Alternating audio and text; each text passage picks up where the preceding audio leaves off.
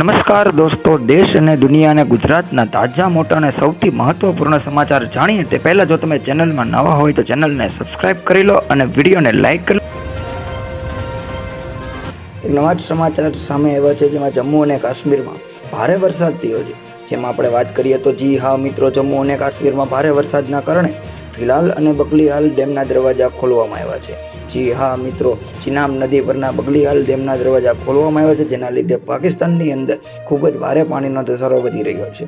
ચિનાબ નદી વરસાદના કારણે તેના ડેમના દરવાજાઓ ખોલી નાખ્યા છે અને તેના વધતા પાણીના સ્તરને કંટ્રોલમાં લેવા માટે બીજા પણ ઘણા બધા ડેમના દરવાજાઓ ખોલવામાં આવ્યા છે. આ સ્થિતિ પરથી એવું કહી શકાય છે કે પાકિસ્તાનમાં પાણીના સ્તરનો વધારો થયો છે અને જેના કારણે અત્યારે પાણીમાં એકદમ ભરપૂર આવક થઈ છે. પાકિસ્તાનને હારે અત્યારે જે તકલીફ ચાલી રહી છે તેના આધારે અત્યારે આ ફિલહાલ અને બગલીહાલ ડેમના દરવાજાઓ ખોલવામાં આવેલા છે. વધુ એક નવા જ સમાચાર આપણી સમક્ષ આવ્યા છે, ને જેમાં આપણે વાત કરીએ તો અંબાલાલ પટેલે એક નવી આગાહી કરી છે. જી હા મિત્રો, જે તમે સાંભળી રહ્યા છો એ મુજબ અંબાલાલ પટેલ કે જેમણે એક નવી જ આગાહી કરી છે. કાળી આંધી અને વાવાઝોડા સાથે વરસાદનું અત્યારે જોર ઘટશે. કાળી આંધી અને વાવાઝોડું થશે અને વરસાદનું પ્રમાણ અત્યારે ઘટશે. 10 મે સુધી છૂટાછવાયા વરસાદ આવશે. 10 મે પછી 11મી મે થી શરૂ કરીને 20 મે સુધી વાવાઝોડો અને વંટોળ, ત્યારબાદ 25 મે થી લઈને 4 જૂન સુધી અરબ સાગરમાંથી કાળી આંધી આવશે, જેની આપણે વિગતે વાત કરીએ તો ત્યારબાદ 25 મે પછી અત્યારે ખૂબ જ વરસાદ પડશે. આજે પણ આપણે વાત કરીએ તો ભાવનગર, રાજકોટ, અમરેલી, ગીર સોમનાથ, આણંદ, ભરૂચ, વલસાડ વગેરે વિસ્તારમાં ખૂબ જ વરસાદ પડવાની શક્યતાઓ છે અને તેની સાથે પવનની કોઈ શક્યતા નથી, માત્ર વરસાદ જ આવશે એવું અત્યારે જાણવામાં આવી રહ્યું છે, એવું અંબાલાલ પટેલ દ્વારા જણાવવામાં આવી રહ્યું છે. જાણવા મળ્યા મુજબ એક ખૂબ જ મહત્વના સામે સમાચાર આવી રહ્યા છે, જેમાં સરહદ પર અર્ધલશ્કરી દળોની કુલ 137 જેટલી કંપનીઓ મોકલાઈ છે. જી હા મિત્રો, તમે જે સાંભળી રહ્યા છો એ મુજબ સરહદ પર અર્ધલશ્કરી દળોની 137 કંપનીઓ મોકલવામાં આવી છે. અત્યારે હાલમાં ભારત અને પાકિસ્તાન વચ્ચે જે તણાવપૂર્વક સ્થિતિ વર્તી રહી છે, તેમાં જમ્મુ કાશ્મીરમાં પાકિસ્તાનની સરહદ પર 137 કંપનીઓ ભારત દ્વારા મોકલી આપવામાં આવી છે. જેમાં આપણે વાત કરીએ તો BSF, CRPF, RPBB જેવી વિવિધ 137 ટુકડીઓને મોકલવામાં આવી રહી છે. તો મિત્રો, અત્યારે ભારત અને પાકિસ્તાનના જે તણાવપૂર્ણ સંબંધો ચાલી રહ્યા છે તેના આધારે આ ટુકડીઓને અત્યારે ભારત અને પાકિસ્તાનની સરહદ પર તૈનાત કરવામાં આવી રહી છે.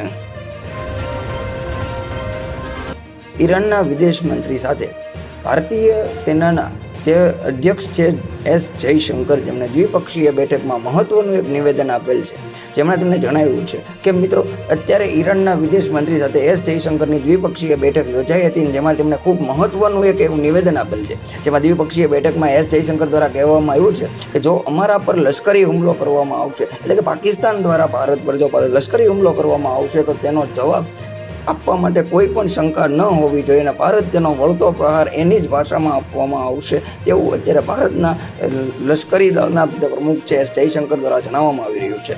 અમારો હેતુ પરિસ્થિતિ ખરાબ કરવાનો નથી, પરંતુ પાડોશી તરીકે, નજીકના ભાગીદાર તરીકે સારી સમજ કેળવીને રહેવું એ અમારો મહત્વનો હેતુ છે. જો પાકિસ્તાન સમજી વહેલા જાય તો વધારે સારું છે. આવું આપણા S જયશંકર વિદેશ મંત્રી ઈરાનના જે છે એમની સાથે દ્વિપક્ષીય બેઠકમાં જાણકારી આપવામાં આવી છે. હાલ પાકિસ્તાનના લાહોર, કરાચી, રાવલપિંડી જેવા 9 શહેરોમાં ભારત દ્વારા હુમલો કરીને તેને ખાત્મો બોલાવવામાં આવી રહ્યો છે. આ મિત્રો, તમે જે સાંભળી રહ્યા છો એ મુજબ પાકિસ્તાનના 9 જેટલા વિસ્તારો, જેમાં લાહોર, કરાચી, રાવલપિંડી વગેરે વિસ્તારો છે, તેના પર ઇઝરાયેલી ડ્રોન દ્વારા ભારત દ્વારા હુમલો કરવામાં આવ્યો છે. કારણ કે પાકિસ્તાને જે હુમલો કર્યો હતો તેના વળતા સ્વરૂપે ભારતે હુમલો કર્યો છે. ઓપરેશન સિંદૂરના બીજા દિવસે પણ ભારતે પાકિસ્તાન સામે કાર્યવાહી કરી છે. ત્યારે પાકિસ્તાનના મુખ્ય 3 શહેરો જે આપણે કહી શકાય, લાહોર, કરાચી અને રાવલપિંડી, જેના એર ડિફેન્સ સિસ્ટમનો નાશ કરવામાં આવ્યો છે અને આ નાશ કર્યા બાદ સમાચાર એજન્સી NIA દ્વારા ભારતે પણ આ હુમલામાં ઇઝરાયેલી એર ડ્રોનનો ઉપયોગ કર્યો છે તેવું જણાવવામાં આવ્યું છે. ભારતે પ્રથમ વખત સુદર્શનનો ઉપયોગ કર્યો. જી હા મિત્રો, રશિયા તરફથી મેળવેલું ભારતીય સુદર્શન S-400 જેનો સૌપ્રથમ ઉપયોગ ભારતે અત્યારે આ પાકિસ્તાન સામે ઉપયોગ કર્યો છે, જેનો સૌપ્રથમ ઉપયોગ થયો છે. ભારતે રશિયા પાસેથી મળેલી આ સંરક્ષણ પ્રણાલી, જેનું નામ છે S-400, નો ઉપયોગ કર્યો છે અને બુધવારે પાકિસ્તાને ભારત પર હુમલો કર્યો હતો અને ભારતની શક્તિશાળી આ S-400 સિસ્ટમ કે જેને 400 કિલોમીટર દૂરથી પણ જ્યારે પાકિસ્તાનની જે આ વાયુ ગોળાઓ આવી રહ્યા હતા અને એના મિસાઇલો હતી એને ત્યાંથી ધ્વસ્ત કરવામાં આવી છે અને પાકિસ્તાનના બધા જ જે કંઈ પણ આતંકી હુમલાઓ હતા તેને ત્યાં ધ્વસ્ત કરી નાખવામાં, એક પણ પાકિસ્તાનની મિસાઇલ જમીન પર આવવા દીધી નથી. તેવું આ રશિયા તરફથી મળેલું S-400 ખૂબ જ ઘાતક શક્તિશાળી હથિયાર છે, જે ભારતની એર ડિફેન્સ સિસ્ટમનું માન છે અત્યારે. પીએમ મોદીની દરેક નાગરિકોને એક અપીલ છે. કેન્દ્ર સરકારે ઓપરેશન સિંદૂર માટે એક સર્વપક્ષીય બેઠક બોલાવી હતી. જી આ મિત્રો, આ ખાસ સંદેશો અત્યારે આ દ્વિપક્ષીય સર્વપક્ષીય બેઠકની અંદર કરવામાં આવેલો છે, જેમાં માનનીય પ્રધાનમંત્રી મુખ્યમંત્રી નરેન્દ્ર મોદી જેમણે એક સંદેશો આપ્યો છે અને એમને કહ્યું છે કે આ સમય એવો ચાલી રહ્યો છે કે જેમાં દરેક નાગરિકે એક થવાની જરૂર છે. આ સમયે બેઠક બાદ કેન્દ્રીય મંત્રી કિરણ રિજિજુ કે જેમણે પણ જણાવ્યું છે કે આ એવો સમય ચાલી રહ્યો છે કે આ સમયમાં દરેક વ્યક્તિ જો એક થઈને ચાલશે તો અત્યારે આપણે પાકિસ્તાનનો ઝડપ ખાત્મો કરી નાખશું અથવા તો એની અંદર રહેલા આતંકવાદનો આપણે ખાત્મો કરી શકીશું. જેના માટે ભારતના દરેક લોકોએ એક થવાની જરૂરિયાત છે. ઓપરેશન સિંદૂર બાદ વધુ એક મોટી કાર્યવાહી થશે. હા મિત્રો, તમે જે સાંભળી રહ્યા છો એ ખૂબ મોટી વાત છે. ઓપરેશન સિંદૂર જે અત્યારે થઈ ચૂક્યું છે 6 મે 2025 રોજ, જેના પછી એક મોટી કાર્યવાહી થશે. અહીંયા અટકવાનું નથી એવું વાયુસેનાએ કહ્યું છે. વાયુસેનાને આપવામાં આવેલી છૂટ જો તકલીફ જણાય તો તેને ગમે ત્યારે સંપૂર્ણ ફ્રીડમ આપવામાં આવી છે. અને જો વાયુસેનાને એવી ફ્રીડમ આપવામાં આવી છે તમને સહેજ પણ શંકાસ્પદ વસ્તુ દેખાય તો તમે ગમે ત્યારે તમે તેના પર હુમલો કરી શકો છો. એની સંપૂર્ણ ફ્રીડમ વાયુસેનાને આપી દેવામાં આવી છે. આ સાથે સાથે જમીન પર રહેલા ધન વાયુ અને જળ ઉપર રહેલા પણ વાયુસેનાને આપણે આગાહી કરી દીધી છે કે તમે લોકોને જ્યારે પણ જે પ્રકારની કોઈ પણ શંકાસ્પદ હિલચાલ માહિતી જણાવવામાં આવે તો તમે તેનો સંપૂર્ણ ઉપયોગ કરીને તમે તેનો ખાત્મો બોલાવી શકો છો.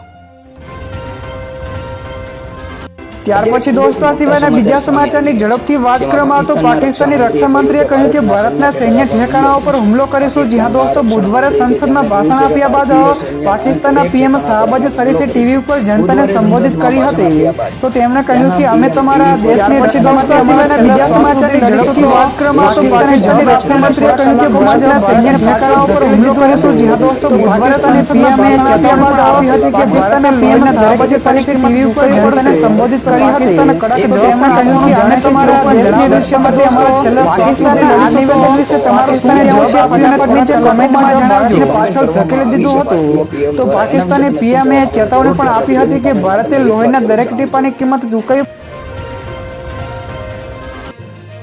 ગુજરાતમાં ધોરણ 10નું પરિણામ જાહેર થઈ ચૂક્યું છે. ધોરણ 10નું પરિણામ 83.08% આવ્યું છે, જે ગત વર્ષ કરતાં આશરે આ વર્ષે 0.52% વધારે આવ્યું છે. જેમાં આપણે વાત કરીએ તો બાળકો છોકરાઓ જે 79.56% પાસ થયા છે, જ્યારે છોકરીઓ ગર્લ્સની વાત કરીએ તો 87.64% પાસ થયેલ છે. જેમાં છોકરીઓએ 7.68% જેટલી બાજી મારેલી છે. આવી રીતે છોકરાઓ અને છોકરીઓમાં જો આપણે વાત કરીએ તો છોકરીઓએ સૌથી વધારે 7.68% જેટલું છોકરાઓ કરતાં વધારે રિઝલ્ટ આપીને બતાવ્યું છે. આમ ગુજરાતનું ધોરણ 10નું પરીક્ષાનું રિઝલ્ટ પણ જાહેર થઈ ચૂક્યું છે. તારીખ 10 મે સુધી 25 જેટલા એરપોર્ટ બંધ રહેશે. જે પહેલા 18 જેટલા એરપોર્ટ બંધ હતા, પરંતુ જ્યારે ગુરુવારે રાત્રે પાકિસ્તાન દ્વારા ભારત પર હુમલો કરવામાં આવ્યો, મિસાઇલ પડવામાં આવી, તેના પછી ભારત દ્વારા 25 જેટલા એરપોર્ટને બંધ રાખવામાં આવી ચૂક્યા છે. જેમાં આપણે વાત કરીએ તો શ્રીનગર, જમ્મુ, પઠાણકોટ, ધર્મશાળા, જેસલમેર, અમદાવાદ વગેરે એરપોર્ટ કે જેને આપણે 25 જેટલા એરપોર્ટ છે જેને 10મી મે સુધી બંધ રાખવાનો નિર્ણય લેવામાં આવ્યો છે. આજે પણ આ જિલ્લાના લોકોએ સાવચેત રહેવું. હા મિત્રો, આ જિલ્લાના લોકો કે જેઓ અત્યારે વરસાદની પરિસ્થિતિ નીચે છે તેમણે સાવચેત રહેવું છે. જેમાં આપણે વાત કરીએ તો અમદાવાદ, ગાંધીનગર, ખેડા, પંચમહાલ, નર્મદા, બોટાદ, ઉદયપુર, સુરત, છોટાઉદેપુર, મહેસાણા, દ્વારકા, જુનાગઢ વગેરે જગ્યાએ અત્યારે યલો એલર્ટ આપવામાં આવેલું છે. ત્યાં ખૂબ વધારે વરસાદ થવાની શક્યતાઓ છે. આ સાથે પણ આગળ વાત કરીએ તો રાજકોટ, ભાવનગર, ગીર સોમનાથ, અરવલ્લી, મહીસાગર, આણંદ, દમણ, દાદરા અને નગર હવેલી માટે વરસાદનું ઓરેન્જ એલર્ટ આપવામાં આવેલું છે. ભારતીય મૂળના બ્રિટનના વડાપ્રધાન ઋષિ સુનક કે જેમણે ભારત પર થયેલા આ હવાઈ હુમલાને અને ભારત દ્વારા કરવામાં આવેલા હવાઈ હુમલાને સમર્થન આપેલું છે. ભારતના હવાઈ હુમલાને સમર્થન આપતા ઋષિ સુનકે જણાવ્યું છે કે કોઈ પણ દેશ બીજા દેશના નિયંત્રણ હેઠળ કોઈ કામ ચલાવી શકે નહીં. બીજા દેશના નિયંત્રણ હેઠળ પોતાના દેશની બરબાદી પણ જોઈ શકે નહીં. આ માટે બીજા દેશ દ્વારા જ્યારે ભારત ઉપર હુમલો કરવામાં આવેલો છે તો ભારત એનો વળતો પ્રહાર ચોક્કસ કરે. એટલે ભારતને આ હુમલો કરવાની ચોખ્ખી છૂટ છે, જે યોગ્ય જ કરવામાં આવેલું છે. આમ બ્રિટનના પ્રમુખ ઋષિ સુનક દ્વારા ભારતના હવાઈ હુમલાને સમર્થન આપવામાં આવેલું છે અને જે અત્યારની સૌથી મોટી ઘટના કહેવાય. ગુજરાતમાં પડેલ માવઠાના પગલે આગ ફાટ્યું છે. જી હા મિત્રો, તમે જે સાંભળી રહ્યા છો ગુજરાતમાં પડેલા માવઠાના લીધે આગ ફાટ્યું છે. તો આપણે વાત કરીએ તો ગુજરાતના મહુવામાં જાણે આગ ફાટ્યું હોય તેમ 6.7 ઇંચ વરસાદ થયો છે, જ્યારે અન્ય જિલ્લામાં પણ વીજળી અને કડાકા ભડાકા સાથે વરસાદ થયો છે. ઝાડ અને થાંભલાઓ પણ પડી ગયા છે. આમ વીજળીનો પુરવઠો ખોરવાયો હતો અને આજે સવારે 6 થી 8 સુધીમાં તો 6.5 ઇંચ જેટલો વરસાદ થયો છે. આમ ગુજરાતમાં પડેલા માવઠાને કારણે આપ પાટીઓ એવી પરિસ્થિતિ ઊભી થઈ છે અને હજુ પણ લાંબા સમય સુધી આ પરિસ્થિતિ ચાલુ રહે એવો ભારતના હવામાન ખાતાને જણાવ્યા મુજબ કહેવામાં આવી રહ્યું છે.